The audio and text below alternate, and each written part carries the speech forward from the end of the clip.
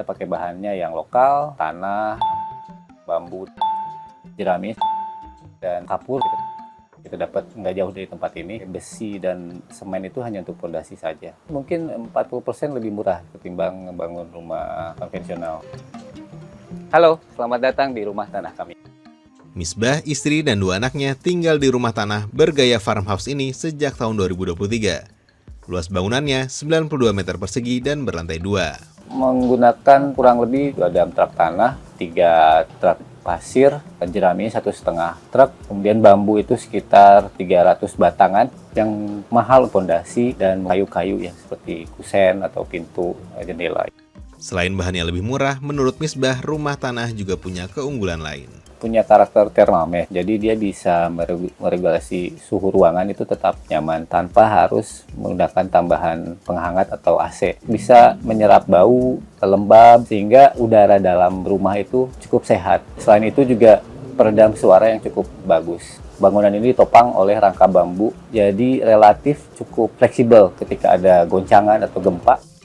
Perbaikan dan perawatan rumah tanah juga relatif mudah. Kalau misalnya ada kerusakan, kita bisa pakai ulang bahan yang lepas itu dan kita tempel lagi, dan itu kualitasnya sama dengan sebelumnya. Jadi cukup mudah perawatannya. Tapi ada syaratnya, rumah tanah itu tidak boleh terlalu dekat dengan tanah, nggak boleh nempel. Terus dia harus punya atap yang cukup lebar untuk bisa melindungi tanah dari hujan dan panas matahari. Sebelum membuat rumah untuk ditempati, Misbah membuat bangunan uji coba. Bangunan hanya akan melayani sesuai zamannya saja. Ketika dia lagi digunakan oleh penghuninya, dia akan kembali lagi ke alam. Saya petani, saya tahu tanah itu sangat berharga. Dan ketika saya memanfaatkan tanah ini sebagai material rumah, saya menjaganya untuk tetap raw. Sehingga saya yakin ketika rumah ini selesai dan kembali lagi ke tanah, vitalitas tanah sebagai pemantik kehidupan itu tetap ada. Tumbuhan bisa tumbuh lagi di tanah itu. Belajar soal rumah tanah di Thailand dan Austria, sekarang Misbah membuka jasa konstruksi berbahan tanah.